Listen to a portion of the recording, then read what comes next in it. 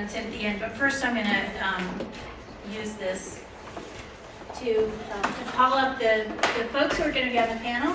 I hope everyone's here and knows who they are.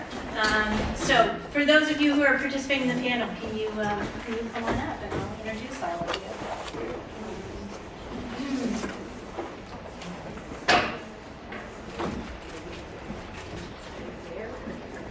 I'll be there. Okay.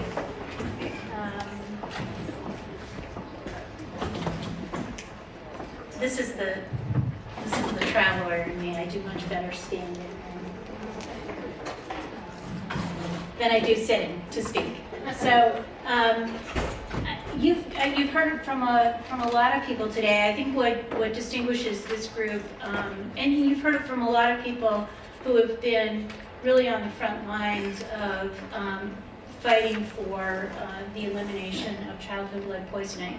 I think what distinguishes this group, or what they have in common, is that they are at that intersection between lead abatement and the elimination of lead poisoning and housing justice. And I think those are among the things that we're going to be talking about today. So I'm gonna introduce people in the list that I have them. So I'll start with Laura Brion. Second from the end. Laura, as somebody I've known for a long time, well, as many people on this panel, as somebody who has been really involved in this work longer than I think anybody else in the state. Laura's the executive director of the Childhood Lead Action Project, which has educated over 30,000 parents, immigrants, refugees, tenants, healthcare workers, homeowners, and professionals in high-risk communities about lead dangers and, importantly, the resources that are available to avoid that exposure. So thank you, Laura, for being on this panel.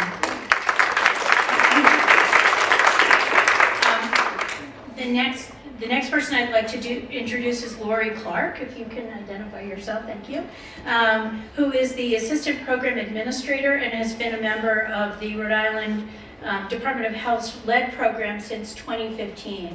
Also, been there doing the work, recognizing the need, responding to it for nearly a decade. So thank you, Lori.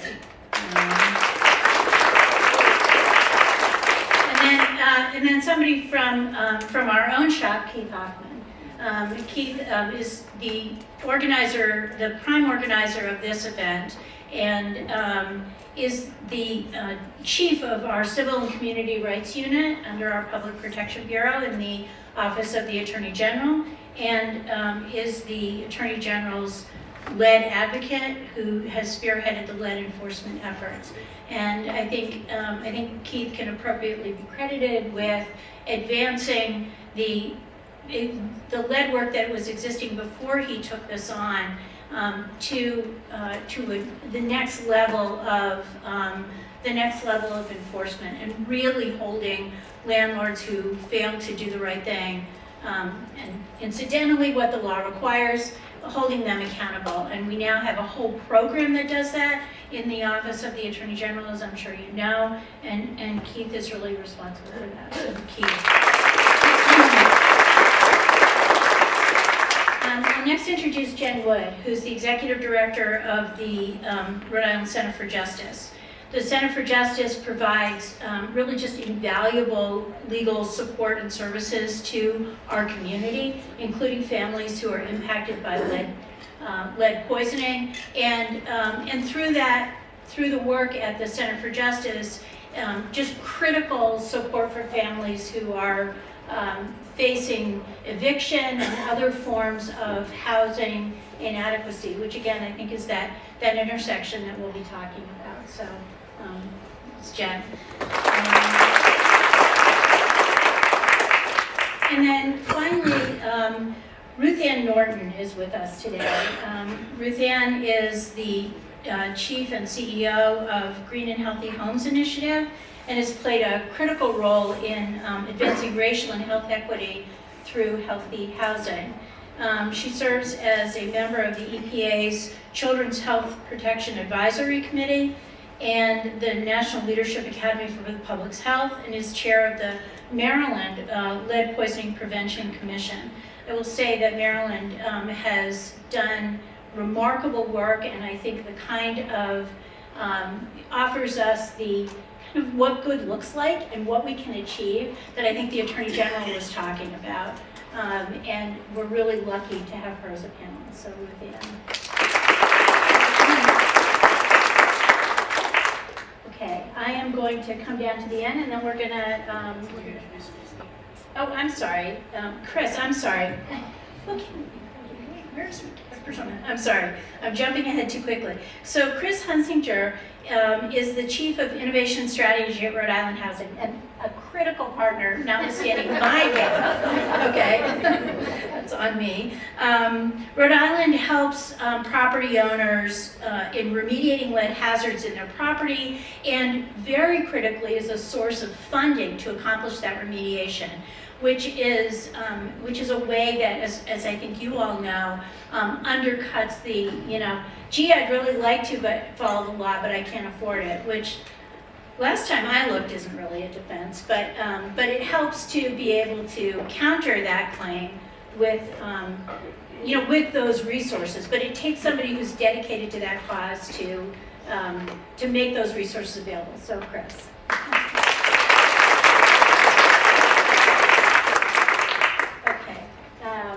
Actually, I think I am going to stay up here. This is a long table, and you all are going to be doing the talking, not me. So I'm going to start with throwing out some questions, and then after the panel has a discussion, we're going to go into breakout groups. So be prepared for that, and you'll have a chance to weigh in. We're asking you to weigh in with some of your thoughts, impressions, and understandings about childhood lead poisoning. So we've heard from, or you all have heard from a lot of experts today. You all have been here. Based on what they've told us and your knowledge and your experience, what do you think at this point is the most important issue related to childhood lead poisoning in Rhode Island? Anyone want to start? Getting the children tested. Right. That is the most important. If I could, I'd test them all as they walk by. Yeah. And thoughts on that from other members of the panel. Whether the role of testing and how it relates to the other issues that you see. Anyone? You all heard from me earlier, so I don't want to monopolize the mic, but I totally agree with Lori, and I talked about getting my own kids tested, and I believe in it. I think we should get to 100% testing. But one would hope that someday testing is no longer a requirement. That's no time soon. The only way that we get there is if the housing stock is safe. So I think rental registry. I'm going to be that person on the panel and say three things instead of one, because everything needs balance and all of these strategies work together more powerfully than any single one. I think we need to enforce the laws that we have on the books, all of them, as much as we can to protect people. We need to reform and expand the funding programs that we have to do free abatement for people so that they are easier to run, they're easier to access, and are operating on a scale that matches the enforcement against tens of thousands of unsafe properties right now.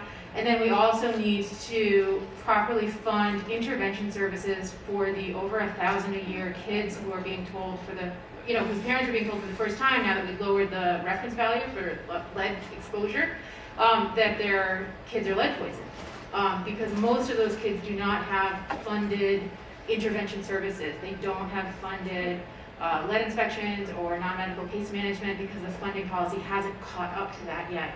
And I used to be able to tell families, help is there, and now it's less true. Yeah.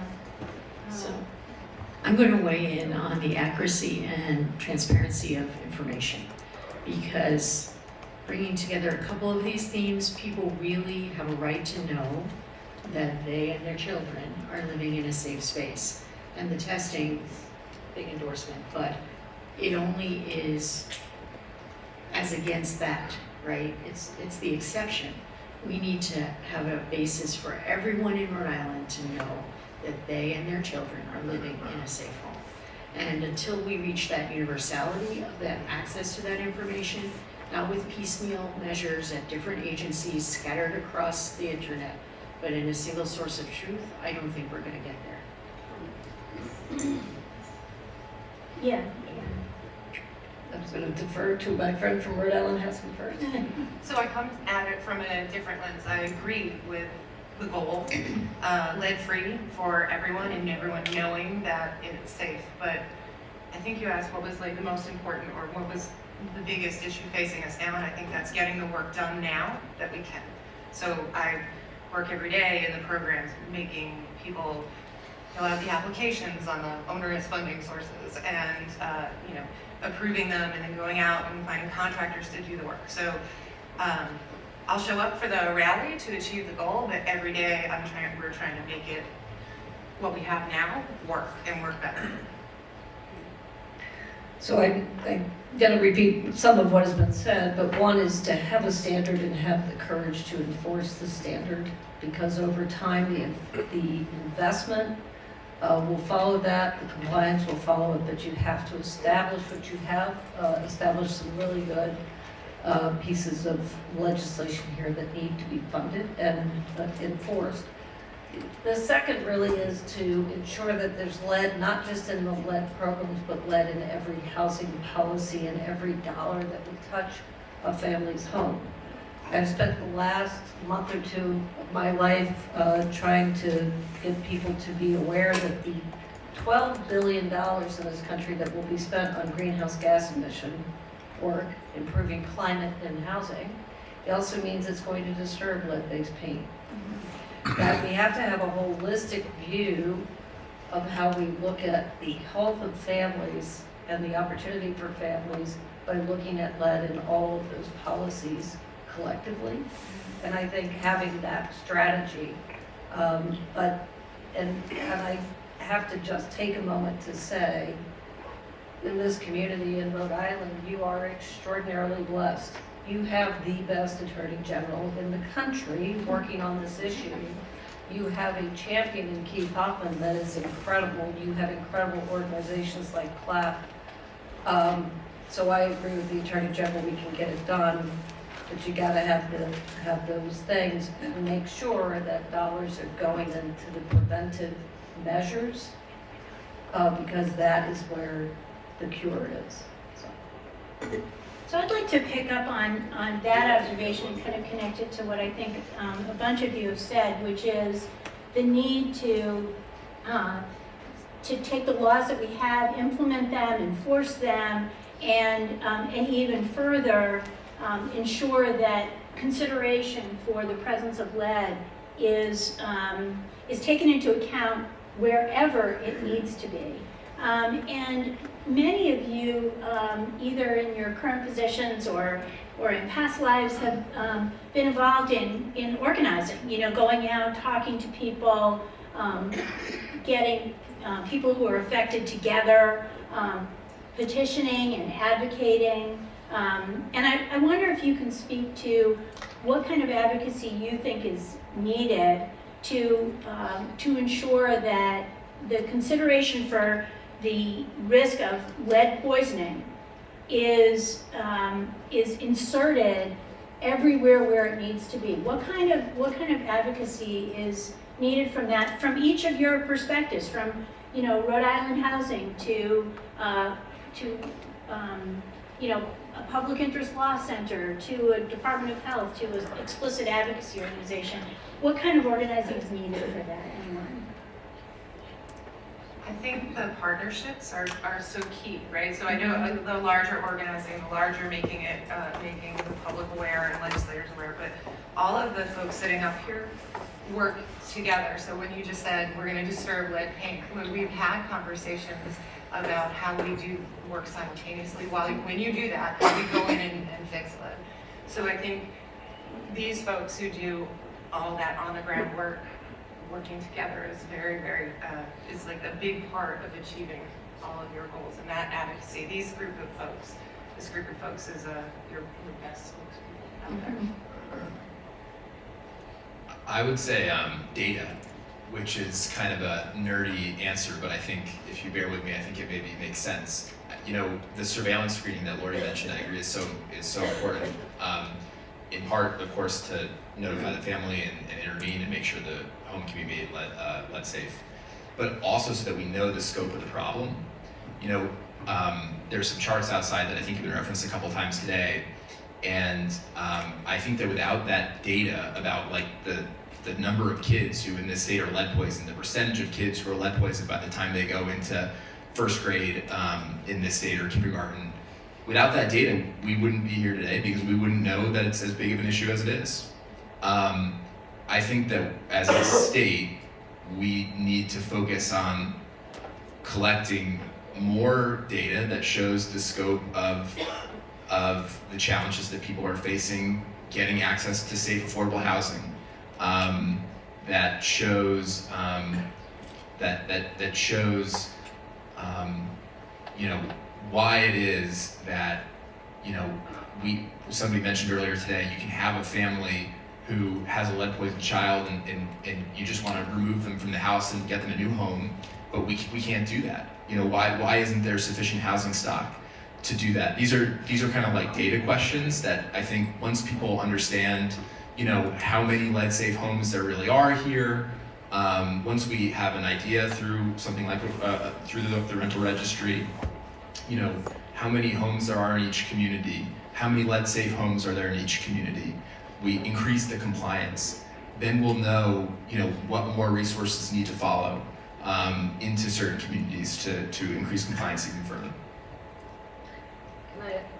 Can I add on to that, Keith? I think let's expand that data to data with the soul, which is we have to also in that data listen to the barriers that families are facing, what they are still seeing in this work, whether it's the communication with their contractor or other sources that may be in their home or how they're looking at it. I also think that there are great opportunities. So in Maryland, we have a housing choice vouchers that are set aside just for children with levels above 3.5. But the rule is we don't move a child who has exposure without cleaning up where they were and ensuring where they're going to are both at least lead safe, if not lead free, right? And doing that and making sure that that footprint, as you use the data, doesn't just relocate families, but make sure that you go through the backstory and the future in that. And the ability to use data to do mapping not only on housing, right, but on other sources that may come in spices or that may come in applesauce, right, through cinnamon, and other things. But where you are seeing that, it does allow you to do that. But even today in the most advanced work that's being done around the country, the best policies are still being shaped by what families are seeing and what they are experiencing in all of this. So we'll steal from Brene Brown and call it data with the soul, right? So I've done a lot of work in and around government trying to make larger shifts. And I really believe that obviously we need to coordinate with one another, but that we really have to look at where are the targets of our actions. So when we think earlier about informing, communicating, enforcing, you can only do that if you know where the people you're trying to impact are. So for example, I spent 10 years in public education. I am someone who is aggressively opposed to any barriers to getting a kid inside the schoolhouse door. But I'm a super huge fan of our incredibly successful vaccination program in Rhode Island. Why do we have among the highest childhood vaccine rates in the country?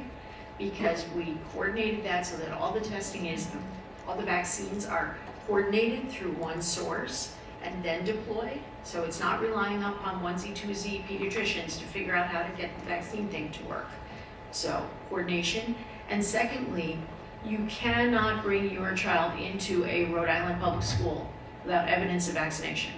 I was the general counsel at the Department of Ed. I required school departments to enroll kids that they didn't even know their name. But I was like, but make sure they have a vaccine card.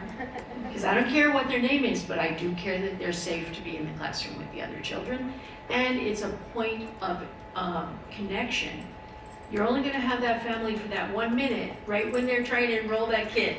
So let's make sure we do the right thing, including at times that meant actually conducting the vaccination at no cost to the family in order that we were able to comply with that. So now we have property owners, right? Like, how are we going to impact the property owner? Oh, well, let's send a notice to all the landlords and tell them about this stuff. Let's, do the mailing. Well, we don't know who they are. We don't know who they are, people. We have no reliable source of information about the target of our action. So we could do it on billboards on 95. Personal injury lawyers think that's a good plan. But I don't think it's very targeted. And so if we can really figure out a reliable source of information about who we're trying to impact, in my experience, there's probably about 1/3 of the folks that are subject to lead requirements who literally don't know, don't care, haven't figured it out, are overwhelmed. And there's about 2/3 who kind of know, but they don't want to hear from us. And so having a reliable way to actually deploy the information to the right people at the right time when they're coming in to get their authorization to do work in the premises. Okay, that's a good touch point. So where are these touch points and where are the people we're trying to impact? Without that information, we're kind of just throwing it all at the wall and hoping something will stick. And that's really not going to be effective in the long run to reach these larger change goals. So I have a couple of thoughts about the advocacy that's needed on lead poisoning right now. And the first thing is there's no shortage of lead poisoning prevention campaigns that need to be run. Like I could just sit here and write a really, really long list. And each one of us in this room is engaged in lead poisoning advocacy in some way. I'm positive. You're here because you want to do something about lead poisoning, whether that is changing your own personal systems and how you're working on lead or working with others to change ones in an institution, create new resources. I think because we have too many good things to do and not enough people, even with the wonderful 200 faces here, I'm reflecting on how we have a moral obligation to choose wisely and prioritize wisely what we choose to do. And we need to be thinking about, as big picture as possible, how are we addressing lead in a way that is effective, is efficient, and is seeing lead as part of a bigger pattern of injustice? How are we seeing this and tackling this in a way that is tackling lead as housing affordability, as housing injustice, as racial injustice, and making that connection as much as possible when we're choosing our policies? The other way that I answer the question of what advocacy is needed is echoing what I think other people have said, is that we need to run campaigns that we can win. We need solid strategies. You need to know who's going to who needs to change what they're doing if that's not you personally. And how are you going to get them to do that? And then you need to do it. That's my whole job. I want to pull on a couple threads and then ask another question. But I think Chris, where you started is just so encompassing that we need partnerships, right? And I know in advocacy work I've done that. Pulling advocates together. I remember having this experience actually in developing the Center for Justice, pulling these advocates together, and they were like, wow, we've never been in a room together. You're doing that, I know it, but we've actually never been in a room together. And that's crazy. And things like this break that down. And I think another key takeaway is this reference to data and knowing. That data is another form of partnership, right? So the family over here is completely isolated from the family over there. But when that information is gathered together, when we gather that information, we're also creating partnerships among those families and making their realities come forward. So just kind of pulling on that as well. And And this, again, this sort of data with a soul is really, I'm going to shamelessly steal from somebody we were talking to the other day. It centers the most vulnerable, right? That's the point of that data. And I think that's just such a critical takeaway, and that the, Laura and Jen's point of like choosing wisely, like what is it we're going to do? You can't do that really without partnerships, because none of us just sit here and have all of the information. So I hope that this group takes that as a key takeaway, to look for those partnerships, make them, suggest them to our office if you think that we're missing something, because we got nothing to do, so we've just got all the resources in the world. Just kidding, Peter. Got a lot on our plate, but really use us as a resource, and we will help you find resources. I guess, well, and also the other point I want to make is that partnership is necessary to identify the necessary data points, and vet them with our colleagues, so that we're not running after things that maybe somebody else has already done or isn't going to be as effective. I wanted to pose this to the group, and some of you have alluded to this. What do you see as being the relationship between lead poisoning and the way housing does and does not become available to in the market system we have? What do you see as the relationship between those two sort of universes? Anyone? Too big a question? Yes, Keith?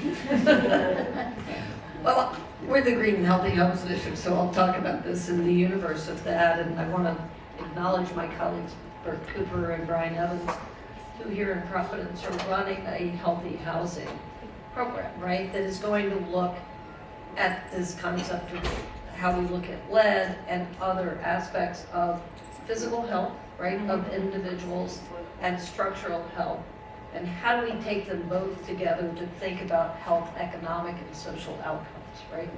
And you can't, we learned, at least in our work in Baltimore, you can't just say you're going to go in and fix for lead, walk out the door, and not acknowledge the other things that are calling out to be done for health in the house, whether it's asthma, right, which is really important, or whether it's extreme heat, extreme cold, injury. How are we building a framework that ensures that every child gets in the classroom healthy and ready to learn, because where they lay their head down at night, they can breathe through the night, they're not going to be poisoned, but equally their grandparents can age in their homes healthy with dignity, but do some very important things. Increase the value and asset of housing in low-income communities. Help to close the appraisal gaps, because we are looking at these things more holistically, and ensuring that we are tracking the things that good policies, just policies, investing to bring people out of the historic disinvestment to opportunity, how we track health savings, how we track who's getting the jobs, who's getting the opportunities to do the work, and where are those savings, those values coming. That is all part of the justice system. It's certainly part of the health system. But we have to think about this, because long ago what we made a decision, not only in Baltimore but here at our work in Providence, was to tackle and eradicate the toxic legacy of lead. You had to look everywhere for where you could pull that string, and when you did, you got to affordability, right? Because impact of redlining, but also now you've driven houses in a maintenance way that you have to bring them up. So I think it's really important that you have standards in place, we have strong enforcement, strong data systems, but thinking comprehensively of what is the end result we want. And the end result we want is that everyone has a better opportunity because they have not been poisoned, right? Yeah, Laura. Yeah, Laura. Sorry. Yeah. So there are both city and state level proposals for rent control that are being considered right now, and your question makes me think about that and about how looking at policies like that at the same time that we're working on making houses safer is essential, and making sure that we're doing other things to make sure that housing is not just let safe and sitting there without children in it, but that also people can afford to live in it, whether that's as owners or tenants. And the last thing we would want to do is see the work that people have to pay to do to make their home meet basic minimum health code, safety code, housing code, see that used as an excuse for raising the rents above what is affordable. And so that's how I think about that connection, like in terms of what policies we need to pair together, and what false choices, false narratives we need to reject. Yeah, I would just add that drawing on what we learned earlier today, there are at least like two big kind of market failures when we are thinking about lead in the history. One is that like 1908, right? So like Europe bans lead paint, the United States doesn't. Like, why don't we? And it's because of like interest groups, and like there's this huge failure that occurs at that time, and we can't roll back the clock, right? Like that one's done. And so the next opportunity for market failure is in the rental, in the market, in the rental market, or in the home buying market now. And like in this kind of like society that we live in, that I think Siobhan mentioned, the kind of individualistic society we live in, it really makes sense for a property owner to, like, if they're just looking at the dollars and cents and there's no government, it kind of makes sense for them to like let the place become run down and like let a kid grow up in like a toxic environment. And so you need government and you need these advocacy organizations. Like there's no other way to do it. It's like a total failure, and like we are living in that failure right now. Like that's why over 1,000 kids were lead poisoned in Rhode Island last year, right? And so like what we're all, I think, talking about are like just different places to push to correct the market failure. And some states have done it better, and some states haven't done it quite as well, and everyone's trying to move forward in different ways. But to me, those are kind of the two big failures that we're kind of dealing with now. I really think it takes us back to Laura's earlier comment, which is to actually enforce the laws that we have. I mean, I worked on getting one of the first mitigation bills passed in the 90s, and here I am, like, I'm a lot grayer, people, and we don't have full enforcement of those laws. And therefore, what we see with low-income tenants is people don't want to rent to families because, it might cost me some money. I might have to fix up my spot. No, that's a pain. I'm not going to rent to you. Well, we have fair housing laws that, with enforcement, would extract a penalty for that kind of thinking. People think, as long as I don't look and I don't know, maybe my property really has greatly appreciated since the pandemic. Zillow's telling me I'm rich. Well, guess what? Not if you can't market or rent your property without significant penalties for having it be a toxic source for people living in it. So, but we haven't made that real. People don't have the impression, I believe, that the existing fairly extensive network of lead safety laws are actually going to be universally enforced in a reliable way such that they provide a deterrent and an incentive. And the deterrent is that you should not be poisoning people who live in your home, even if it's owner occupied and you're poisoning yourself. Well, that's not a free pass. And and your relatives might be annoyed who have to live there with you. And also that you will not gain the economic benefit of your property unless it meets legal standards. There's like lemon laws, we don't let people drive cars around that are below a certain standard of safety and known to therefore create an unreasonable risk of killing them. Nor should we be letting people drive property around that is a known toxic source. So shifting that mentality to, there's pretty much universal enforcement of this stuff, so I better get in line and get my act together and figure out, I have to hand things out to people when they rent from me. Do you know how many of our low-income tenants get these disclosure notices? That would be like zero. So, I mean, I read this stuff and I think, No, people are not taking it seriously. In other areas of government, you see more universal enforcement that has become a cultural norm. So I attended an IEP meeting yesterday with a family with whom we're working. And at the beginning, middle, and end of the meeting, they offered us our disclosure forms. And I was like, actually, we have them, thank you so much. I'm so glad that you've been trained to, as an absolute reactive norm, hand out these disclosure forms, and that you would never fail to do that because you've just been trained. And the entire system is trained to do that thing. And I just love that Pavlovian response. I'm like, if I can trigger that in landlords to hand out the disclosure forms and to actually figure out how to get money from Rhode Island Housing so that they can rent their property without getting sued by Ben and without getting us to actually say, no, you cannot actually evict because you haven't done the things that are required of you by law, then we're in a space where I feel like we can have a housing market that is responding to what we've already put in place to require that. I will just point out in all of that, 100% yes, amen. In states where they have declared non-compliance with lead laws, rentals as illegal rentals and stopped the collection of rent in rent court and stop the collection of rent because it's an illegal rental, right, and refer it for enforcement. When we did that in the Maryland program, of our 99.4% that we reduced lead in 12 years, 45% came after we passed that law.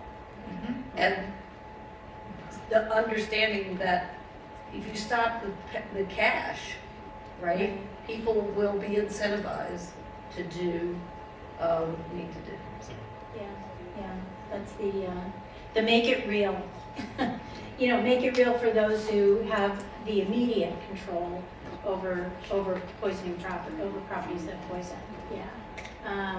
Yeah, you know, I think again a couple threads to pull on is you know, the recognizing the impact, which is so broad for children, for families, and yet it's simply not taken seriously unless, again, there's, you know, the point of poisoning is, you know, they're going to feel an impact.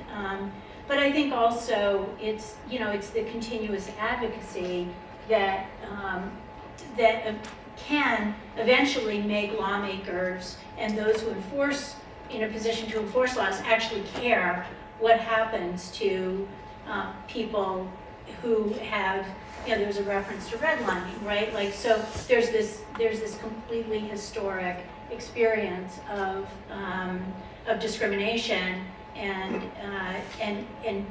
pushing, you know, people of color into communities that are dangerous and then not caring. And I think that the work you all are doing is saying, these are people, we are people, and this has to change. And you know, I just also want to note the new lead laws and the rental registry is just huge and is a, like, sorry, you know, we're all people and this is what needs to happen. We have a little more time before we break out into groups, and I want to give a chance for the panel to. So be thinking of this. Any general comments you have about your work. But I did want to ask if for parents, because we've really broadened this discussion beyond just lead in a home to school, to health, and if you are a parent, because I think all of you out there, many of you out there are interacting with parents, right? If you're a parent of young children living in a pre-1978 home, what are some of the things that you need to know to protect your children and to deal with the consequences if you haven't, you know, if the landlord has already failed your child? What are some of the things that parents need to know? So the first thing Yes, would be to, I knew you'd have them the other way. yeah, you know, I'm trying to be good. It's Friday. is to give the parents the education of what really is happening with their child that is lead poisoned. Okay. Because I know somebody said it earlier today, people think that lead just disappeared. It's all gone. There's really no big lead issue. And there is. And I mean every community. Central Falls, Charlestown. They both have lead. Except you're just gonna do a different education way to people in Central Falls than you are in Charlestown. Because you want people to understand, as I say, this happens everywhere. And so you really want to get to the families and say, this is what can happen, but this is also what can help. So you want to educate them on this is what's going on, and wet cleaning, and making sure they go to the doctor's appointment for the follow-up, and just, nutrition tips and everything, just to give them the education that they need so them and their healthcare provider can also concentrate on the child.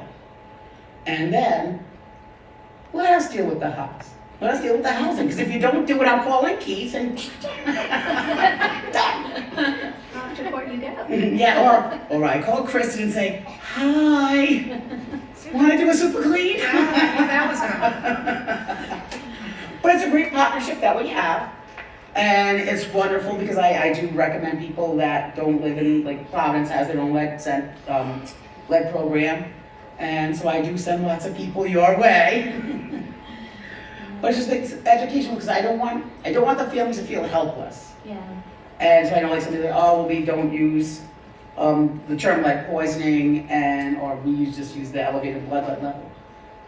Sometimes to get the parents' attention, you do use lead poison. And then other times, it's an elevated blood level. This is what we can do to make it better. And let me in. Let me into your home. So I can see, all right, that's wrong, this is wrong. All right, now let's fix it. Let's come up with a plan for the family. That works for the entire family. Because most of the families now, it's not just like mom, dad, and a kid. It's grandma, the cousin, Uncle Joe, 3 kids, but the 3 kids aren't siblings. There's 2 that are siblings and then a cousin. And so we want to take care of that whole situation. Okay, thanks, that's great. Some of you also intersect with children who are lead poisoned in schools, and Jenny mentioned that. What is it that families should know about how to bring this up at school and look at what their child may need? What I was going to say actually related to that is that if I were thinking about what families need to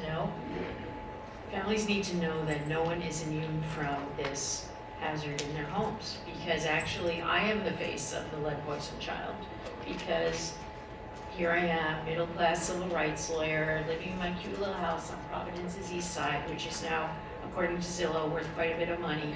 And yet my baby in 1993, elevated lead level, the pediatrician calls, I'm like, holy crap, how could this be happening? This couldn't happen to me, this happens to other people. That's for people who are living in crappy rentals where the landlord doesn't take care of the place. I was like, no, that's you, baby. And then you have to do different things and think about your house differently and feed your baby all these crazy foods to get the lead out of his blood and then get him tested again and all the things. So no one is immune from lead because, unfortunately, unlike Europe, we let this happen for 70 additional years and it's everywhere. So I think I think really people think, oh, that's a Central Falls thing. Yes.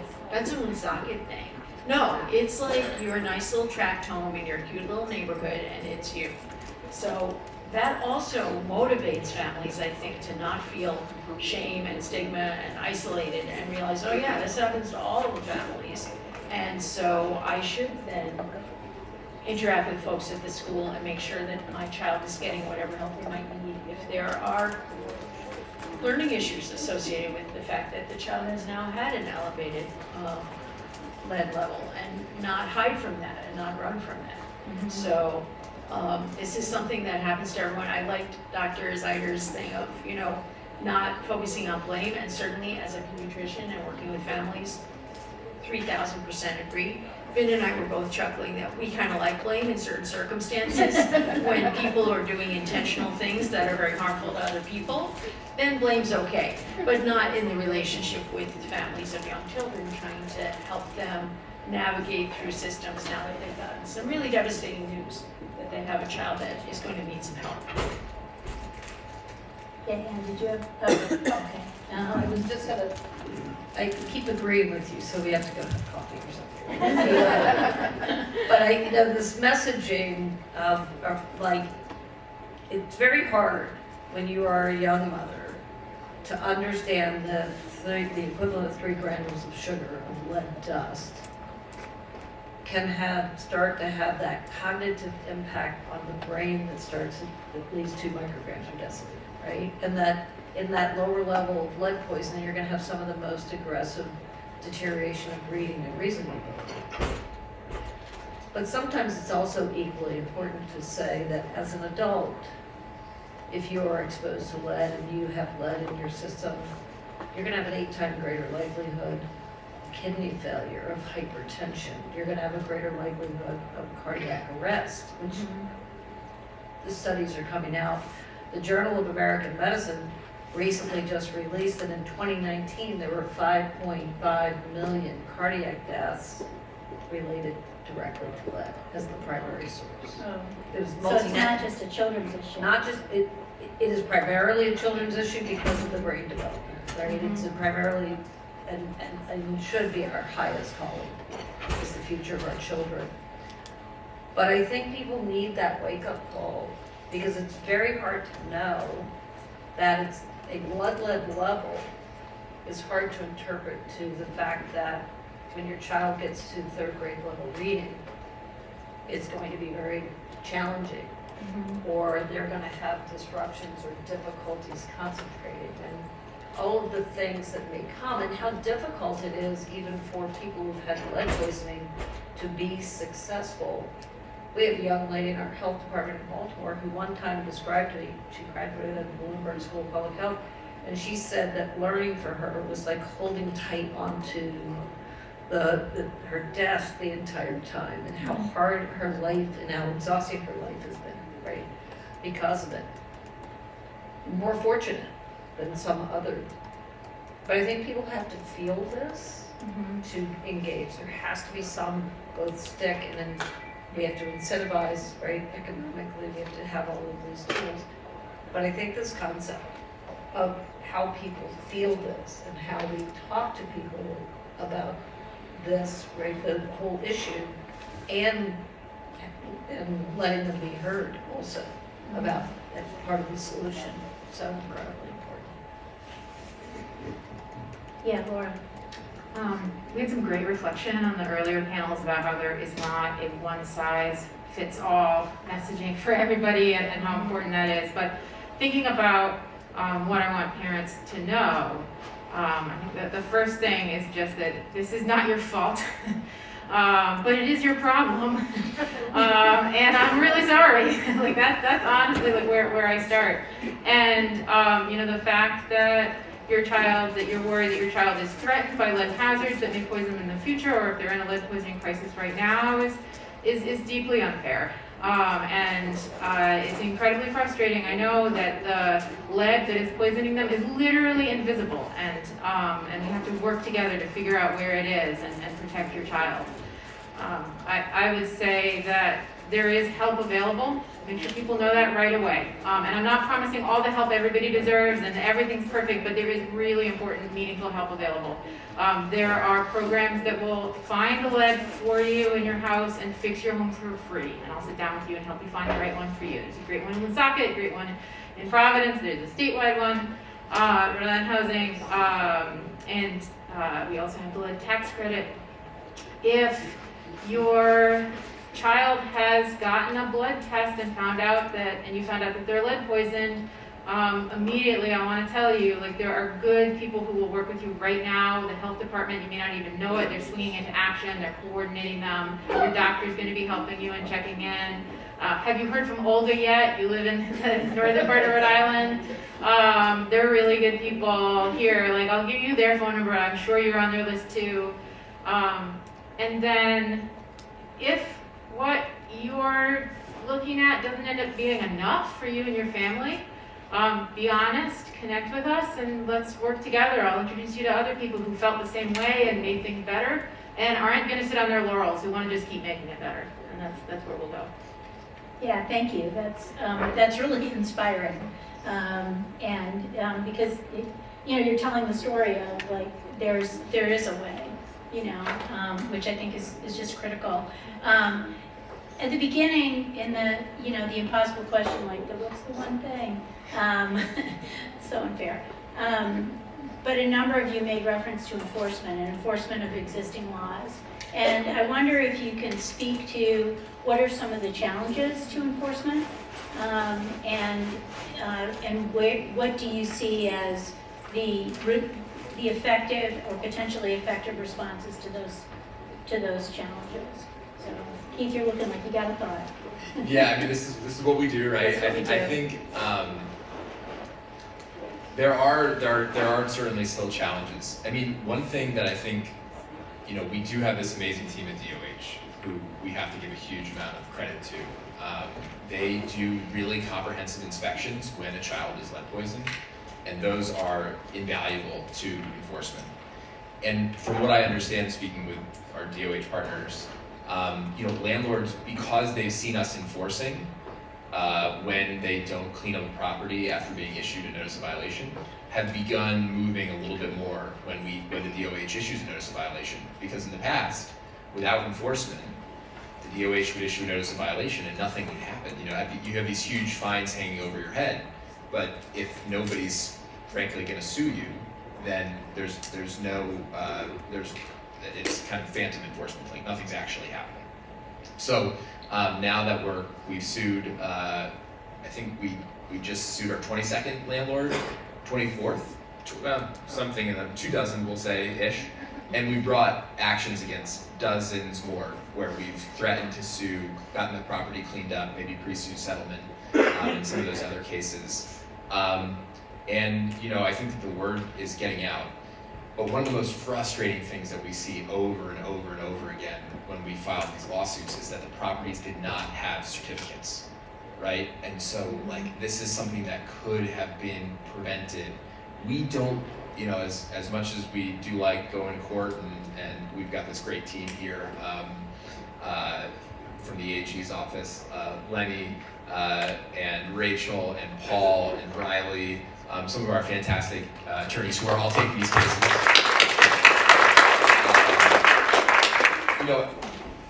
We don't want to do it. What we want to do is make sure that people have their properties in a condition that prevents poisoning from ever happening. So we do need to do, I think, more enforcement. We need to make sure that, when you don't have your certificate, before a kid's ever poisoned, but when you don't have your certificate, there's a consequence for that. That is what that registry is designed to do, adopting Maryland's approach. We need to make sure that contractors are doing work in a safe way. That is certainly a big issue in this state, where kids are getting poisoned after shoddy work is done without the appropriate protections. We have to make sure that when certificates are issued, they're actually valid, that the certificate is legitimate, and that there was a real inspection that made sure that the property is safe. So there's a lot of work to do, but I do think we're so lucky, and one of the reasons why the Attorney General was willing to give us the resources to do this work in our office is that we have this really great foundation in the state to get it done.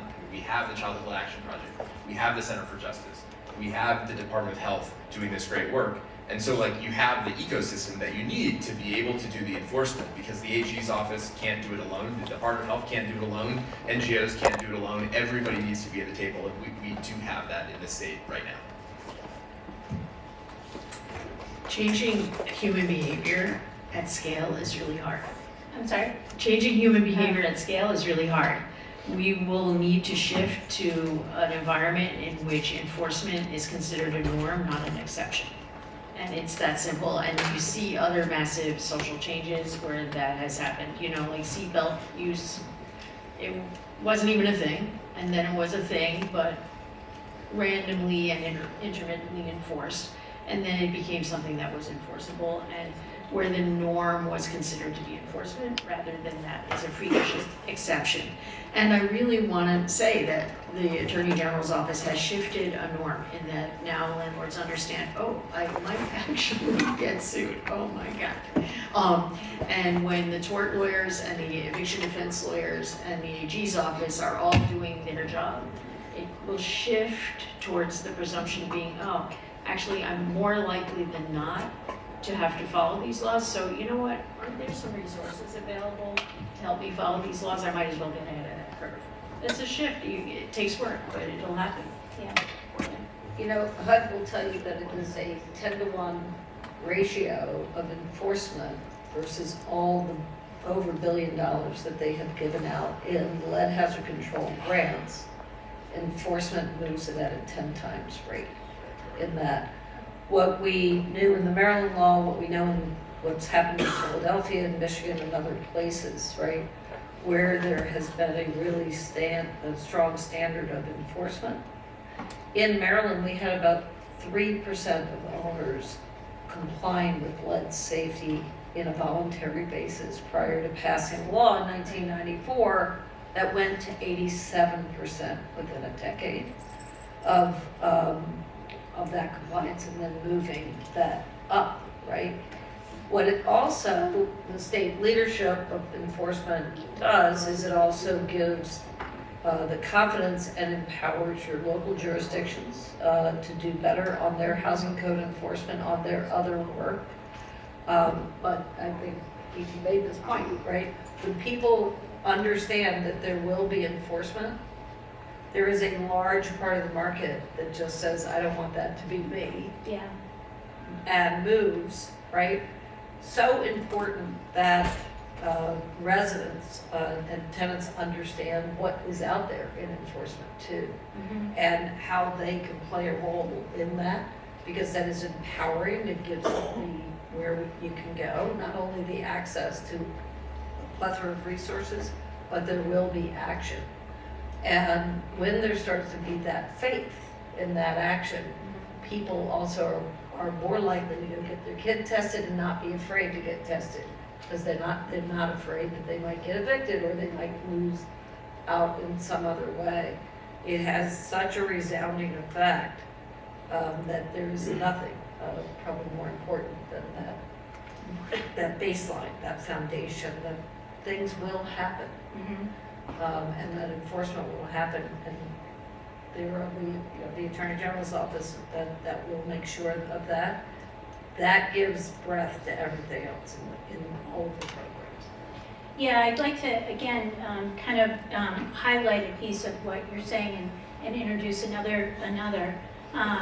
You know, the enforcement that happens really almost always can be traced back to communities insisting. You know, the government needs to be held to account by people, you know, and it's that, and I just sort of put that out there to advocates that, you know, there's what I've seen in state government consistently in the 4 years that I've been there is a absolute commitment, like a really true commitment to public service. But there has to be, you know, there are way more to do than you can possibly do. So there has to be priorities, and those priorities are going to be set by squeaky wheels.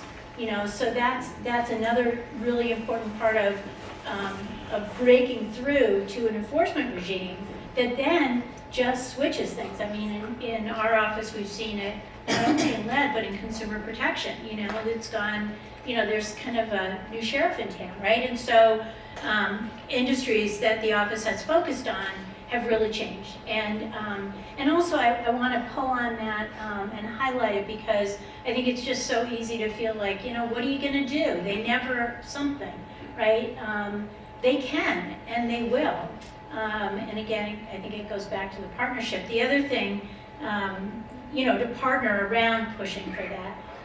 And before I know we're going to break in a few minutes, but I want to also note the danger to tenants when they speak out, and what, you're all are nodding your head like, yeah, that happens, you know? People are afraid preemptively, but then if they do speak out, they're retaliated against by their landlords. And just kind of what are some of the laws around that, but really what are some of the actual protections that can be invoked, and what should tenants do if that happens?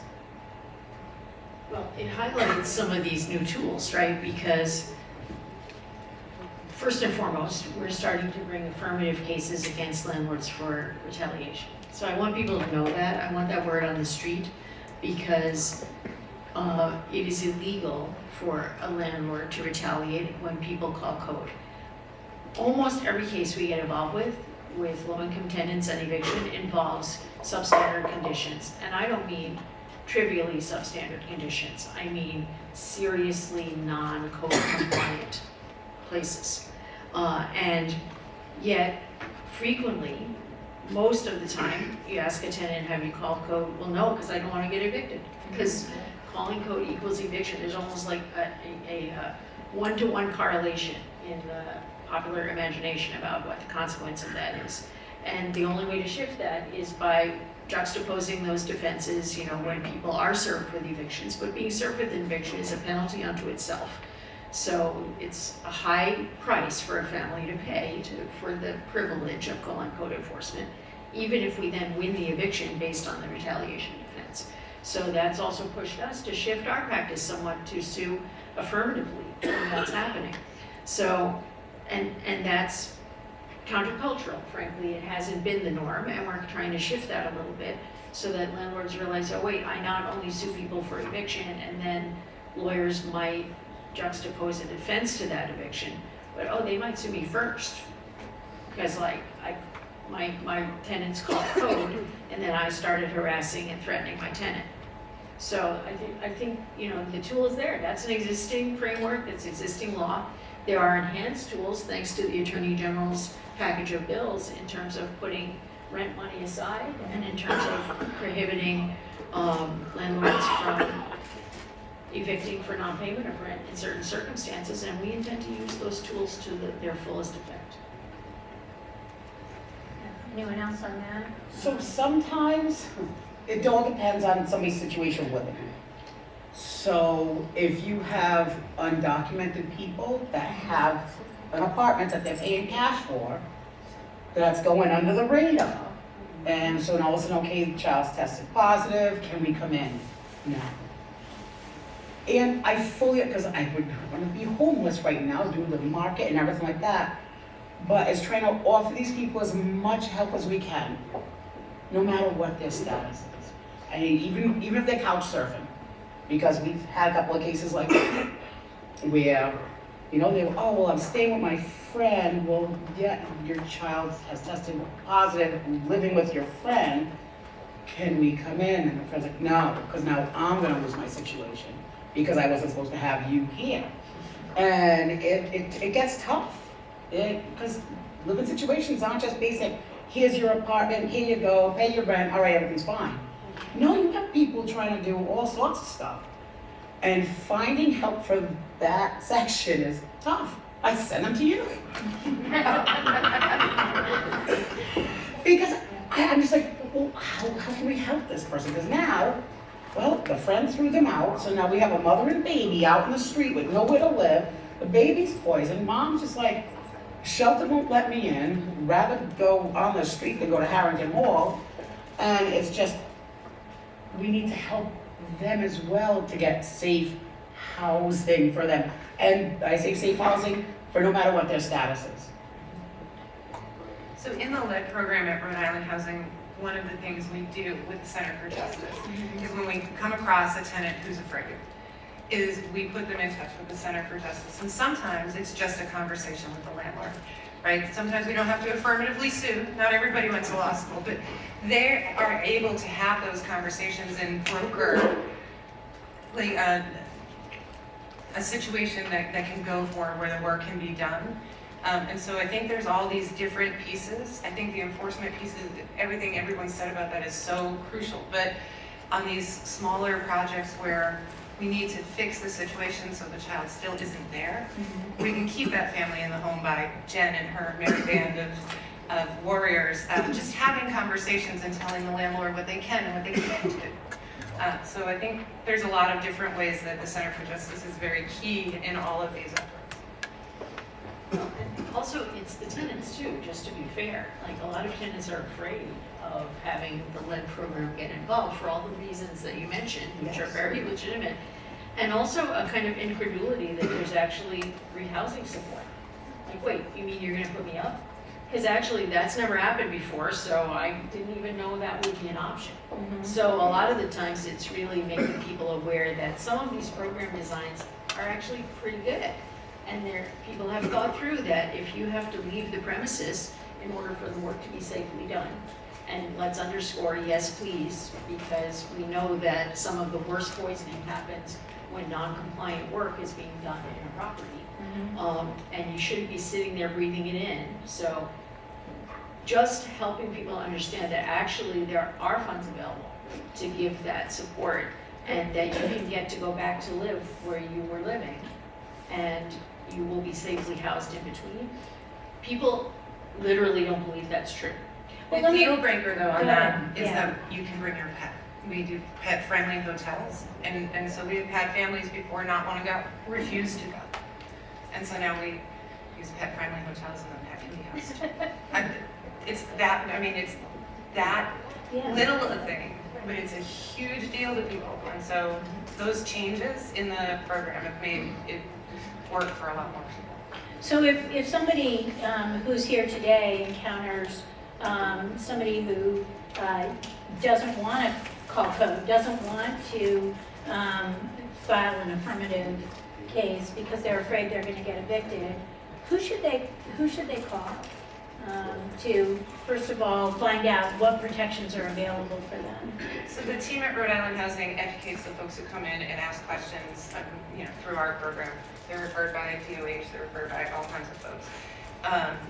Or legal matters, because we're not all, we are led, but not necessarily, we know the laws that apply to us. Yeah. We partner with the Center for Justice, so those folks over there, sometimes they go out to the apartment, sometimes it's a phone call, sometimes they meet with someone in their office if they are afraid to have anything going on at their home. And I think someone with legal knowledge who can speak to normal people and say, no, wait, that can't happen.